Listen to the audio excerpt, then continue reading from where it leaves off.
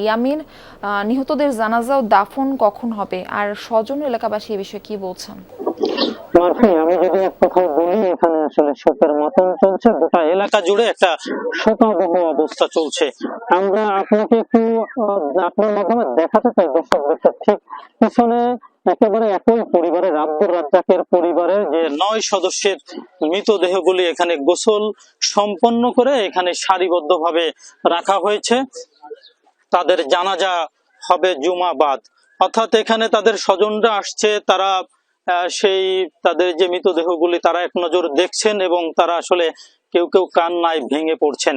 এখানের আকাশ বাতাসটা বেশ খানিকটা ভারী হয়ে উঠছে এই মানুষের শোকাবহ যে পরিবেশটা, সেই পরিবেশের কারণে। ভোর রাত 4টার দিকে মৃতদেহগুলি এখানে একে একে পৌঁছায়।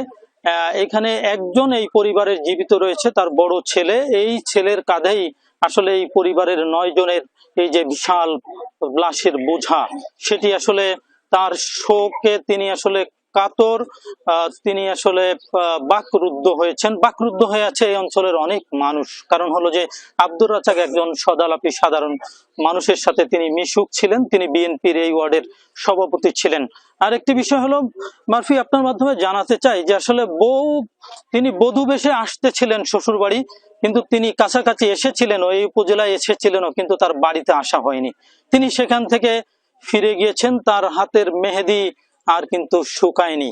কারণ হলো যে আপনি জানেন যে সপরিবারেই তারা নিহত হয়েছেন এবং এখানে শুধুমাত্র বরের যে ইমিডিয়েট বড় ভাই, তার ওয়াইফ এখন মৃত্যুর সঙ্গে পাঞ্জা লড়ছে, আইসিইউতে আছেন তিনি খুলনা মেডিকেলে। বাকি এই পরিবারের যে 9 সদস্য তারা আসলে নাফিরার দেশে চলে গেছে।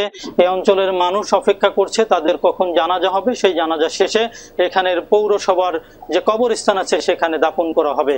মারফি, এ ছিল মংলা থেকে আমার কাছে এখানকার সর্বশেষ তথ্য।